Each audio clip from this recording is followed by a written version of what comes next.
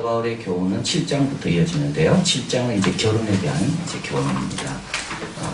각자 주어진 상황에 그대로 가라. 그러니까 결혼에 대한 여러 가지 상황은 다 다를 수가 있다. 그것에 대해서 함부로 판단하지 말고 주님이 주신 그 자리에서 잘 감당하면 된다. 우상 음식에 대한 교훈은 8장에서 11장. 이 강한 자, 약한 자가 나오죠. 그래서 강한 자는 항상 중심이 자기가 아니라 약한 자가 중심이다. 약한 자의 양심이 내 양심이 되어야 된다. 나는 괜찮아도 약한 자가 어떻게 볼 건가. 그리고 이제 공동체 예배에 대한 교훈입니다. 여자가 머리에 뭘 쓰고 기도해라. 이거는 단장, 복장 이런 것들을 잘 갖추어야 된다. 그리고 예언하는 거, 방언하는 거 적당히 질서대로 하라. 이게 14장까지고요. 그리고 이제 마지막 교훈은 몸의 부활에 대한 교훈입니다. 세 번까지 교훈은 고린도 교인들의 행실을 바꾸는 데 관심이 있었다면 네 번째 교훈은 고린도 교인들이 교리, 신조를 바로잡는 데 관심이 있습니다. 12절 뭐가 문제입니까? 그리스도께서 죽은 자 가운데서 다시 살아나셨다 전파되는 분들 이렇게 증인들이 많이 있는데도 불구하고 너희 중에 어떤 사람들은 어찌하여 죽은 자 가운데 부활이 없다 하느냐. 부활은 그런 뜻이 아니라고 생각하는 자들인 겁니다. 부활은 죽은 자의 부활이 아니라고 생각하는 자들이 고린도 교회 성도 가운데 있다는 겁니다. 고린도 교회가 왜 하나가 안 될까요? 믿는 내용이 다르면 하나가 안 되는 겁니다. 참 중요한 겁니다. 사도신경으로 우리가 신앙을 고백하는데 그 믿음의 고백이 우리가 하나가 안 될 때 우리는 하나가 아닌 겁니다. 사실은 제일 중요한 우리가 하나인지 하나인지를 알 수 있는 거는 뭐 즐거워하냐 기뻐하냐 뭐 서로 친하냐 그게 아닙니다. 우리의 믿음이 같은 겁니다. 믿음이 같은가? 예수님에 대한 우리의 믿음, 하나님에 대한 우리의 믿음, 말씀에 대한 우리의 믿음. 그러니까 우리가 기도해야 될 게 바로 이런 겁니다. 하나님 믿음이 갖게 해달라고. 내가 믿는 그 하나님에 대한 것이 우리 아이도 우리 교인들도 통일하게 믿고 고백할 수 있게 해달라고. 그러면 걱정할 게 뭐가 있겠어요? 죽은 자 가운데 다시 요게 부활인 겁니다. 그래서 이제 여기서 사도 바울은 고린도전서 15장에서 두 가지만 계속 반복합니다. 하나는 부활은 죽은 자의 부활이다. 두 번째는 뭡니까? 몸의 부활이다. 요 두 가지입니다. 이 두 가지는 다 뭡니까? 이거는 아주 어려운 일인 거죠. 몸이 어떻게 부활하고 죽은 자가 어떻게 부활하는가. 그래서 인간은 끊임없이 타협하기 시작하는 겁니다. 이게 죽은 자의 부활이 아니라 이거는 생각의 부활, 가치관의 부활, 깨달음의 부활. 안 그러면 영은 죽지 않고 있다가 영은 살아있다는 거다. 끊임없는 타협. 그래서 사도 바울은 여기서 죽은 자의 부활이다. 주님의 살려내시는 하나님의 살려내시는 능력은 죽음보다 강하다. 죽음과 싸워서 이기는 것이 죽음도 우리 하나님 앞에 맞설 수 없다는 거. 이게 부활인 겁니다. 여기서 이게 이제 타협하기 시작하면 하나님의 능력을 아주 작게 만드는 거죠. 그래서 죽은 자의 부활. 또 하나는 뭐냐면 몸의 부활. 근데 이제 오늘 앞부분에서 죽은 자의 부활에 대해서 말합니다. 1절 형제들아 내가 너에게 전한 복음 너에게 알거는 이는 너희가 받은 것이요 그 가운데 선 것이라. 복음은 뭡니까? 3절 4절 같이 읽어봅니다. 내가 받은 것을 너희에게 전하였노니 이는 성경대로 그리스도께서 우리 죄를 위하여 죽으시고 장사 지난 바 되었다가 성경대로 사흘 만에 다시 살아나사. 여기 살아나사라는 말은 지금도 살아계신다는 요게 복음입니다. 복음은 두 가지입니다. 예수님께서 우리 죄를 위하여 죽으셨다는 거하고 예수님은 다시 살아나셨다는 요 두 가지가 복음입니다. 왜 이게 복음이겠습니까? 수많은 사람이 십자가에서 죽었습니다. 우리 예수님도 그 중에 한 분이죠. 근데 예수님의 죽음은 다르다는 거예요. 그 다르다는 게 뭐로 증명됐습니까? 부활로 증명된 것. 만약에 예수님이 부활이었다면 죽은 것만 갖고는 절대 문제 해결이 안 됩니다. 다 죽잖아요. 얼마나 멋지게 죽습니까? 소크라테스도 멋지게 죽잖아요. 십자가 위에서 달려 돌아와 죽은 사람은 예수님만이 아닙니다. 그 처형장의 강도들도 십자가 위에서 죽었거든요. 죽는다고 문제가 해결되는 게 아니에요. 우리가 다 죽게 돼 있어요. 수많은 사람이 죽는다고 문제가 해결되는 게 하나도 없어요. 그러나 예수님의 죽음은 다르다는 거예요. 왜냐? 그분은 하나님의 아들, 부활로 하나님의 아들이 되이심을 보이셨기 때문에. 그래서 복음에는 두 가지입니다. 그분이 우리 죄를 위하여 죽었기 때문에 우리는 더 이상 죄의 값을 치를 필요가 없다. 그분이 다 치르셨다. 쉽습니까? 쉽지 않습니다. 하나님으로 봐서는 엄청나게 어려운 일입니다. 이게. 그러나 우리의 죄의 문제를 해결하시려고 제가 오늘 아침 오후에 어디 책을 읽는데 이런 내용이 나오더라고요. 하나님은 사랑입니다. 이 말이 맞습니까? 틀리겠습니까? 항상 문제는요, 부부만 강조한 게 문제입니다. 전체를 봐야 돼요. 하나님은요, 거룩하십니다. 두 가지가 같이 가야 돼요.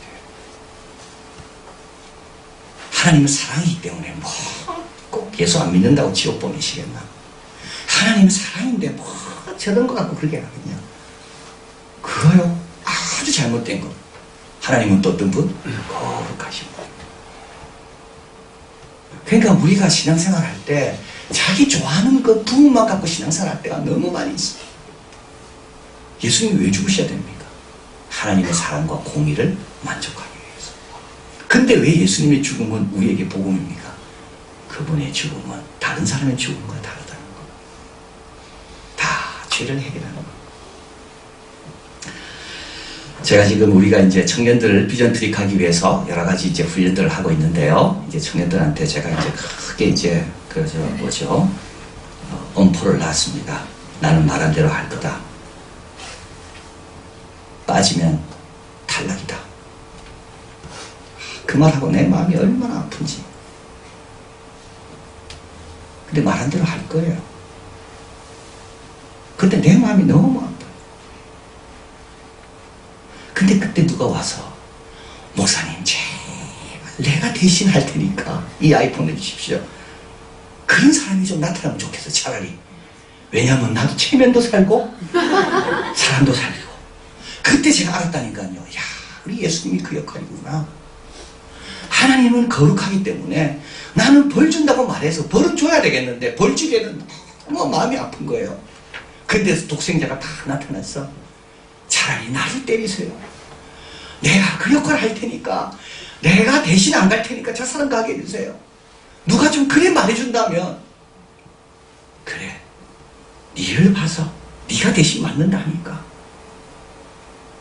바로 그 역할이 예수님의 역할은 다 데려가고 싶어요. 그래서 제가 아이들한테 이야기했어요. 서면을 다 했어요. 애들이 은행에서 하듯이 위의 내용을 다 읽었고, 그 제가 은행에서 봤어요. 위의 내용을 다 읽었고, 그죠? 그 다음에 서명하잖아요. 그래서 내가 위의 내용을 다 읽었고, 너 다 읽었지? 그리고 그걸 지키지 않을 경우에는 약속대로 내가 감당할 것인데, 그 말을 넣었어요. 그리스도의 제자답게, 교인의 성도답게 품위를 지키며 감당할 것이에요. 품위는 뭡니까? 교회를 떠나지 않는다. 탈락돼서.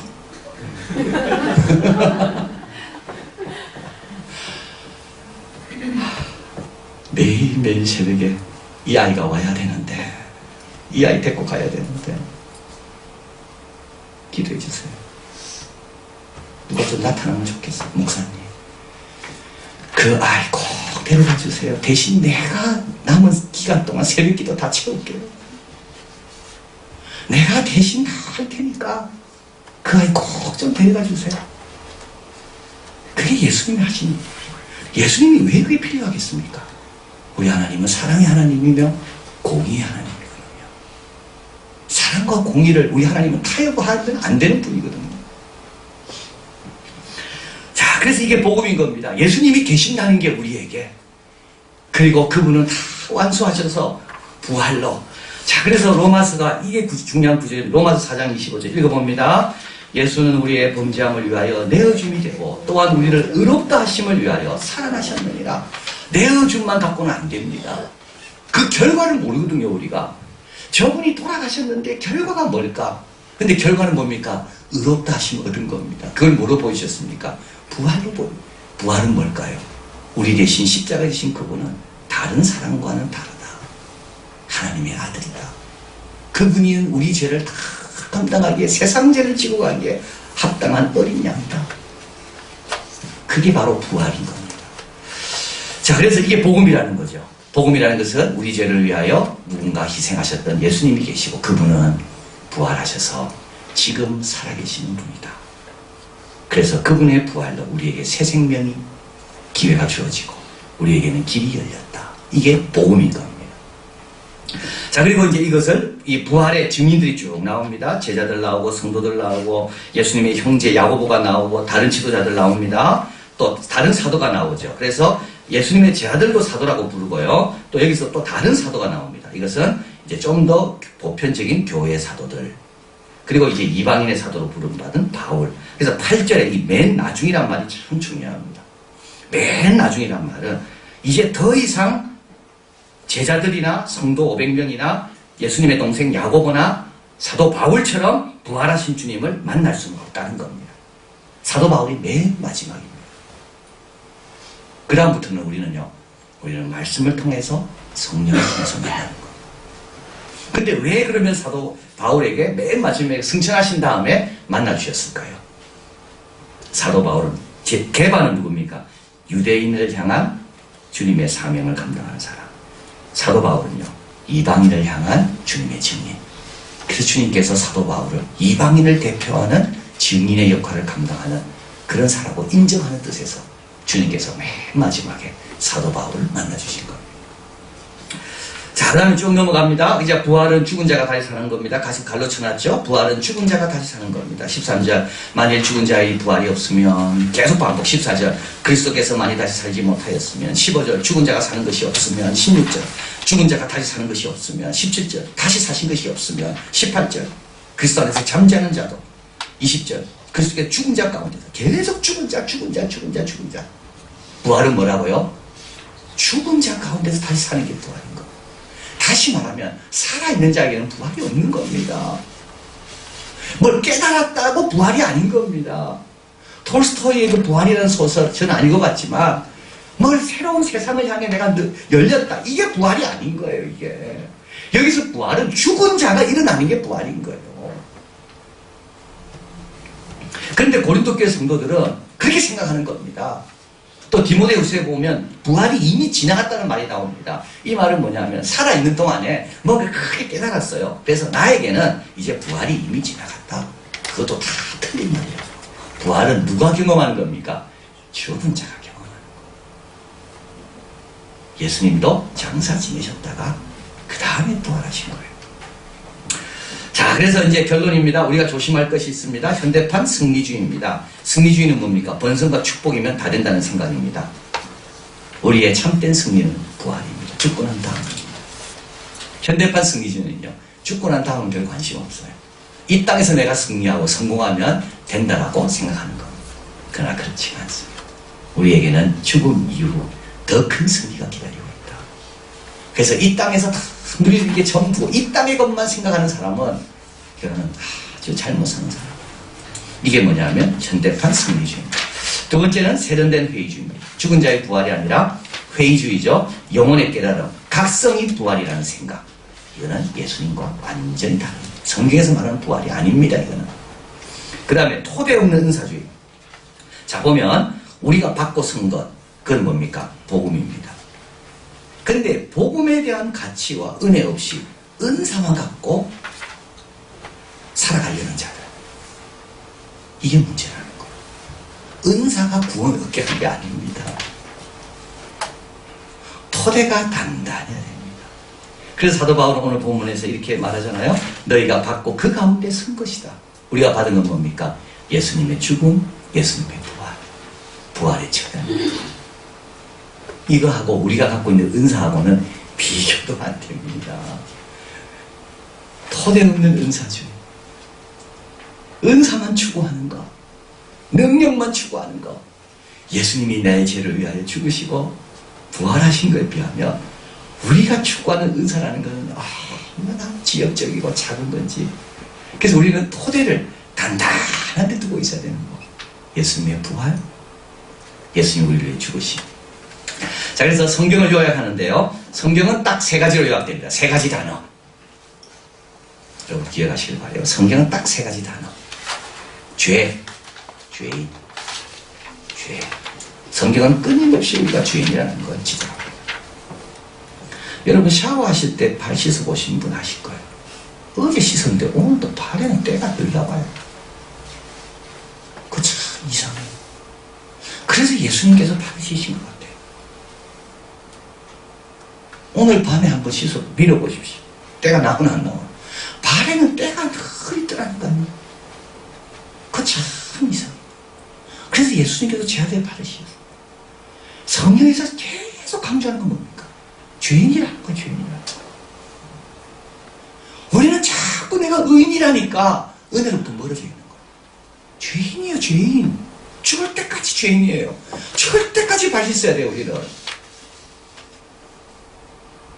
적당히 하고 질서가 있어야지만 우리가 살아가지, 그렇지 않고 그런 거 없다면 우리는 얼마든지 내 마음대로 할 수밖에 없는 죄인인 거예요. 죄인. 차라리 자유가 좀 없는 게 나아요. 왜냐하면 우리는 죄인이니까. 막 기도 제목이 많고 막 자유, 이게 내가 좀 이렇게 제한권이 얼마 없고 차라리 그게 안전하다니까요. 죄인이에요. 죄인. 그래서 성경은 끊임없이 처음부터 끝까지 죄인. 그러나 동시에 또 성경 뭘? 은혜. 하나님의 은혜. 이런 죄인인데도 기도하면 또 들어주시고 또 말씀해 주시고 또 용서해 주시고 또 기회 주시고 은혜. 은혜가 너희와 영원히 함께한다. 아까 부르던 찬송처럼. 마지막은요. 감사. 감사. 죄인이 은혜 받았습니다. 어떻게 살아야 됩니까? 감사하며 보답하며 사는 것. 그게 성경은 세 가지밖에 없대요. 이게 하이델베르그 교리문답에서 그 교리문답을 요약한 신학자들이 모든 성경의 요약, 그러니까 수백만 단어가 있다고 그랬잖아요. 그걸 사도신경으로 100단어 이상의 100여 단어로 요약했습니다. 그 요약된 걸 다시 세 단어로 바꾼다면 그거는 죄인이고 은혜고 감사라는 거. 그게 토대입니다. 그게 토대입니다.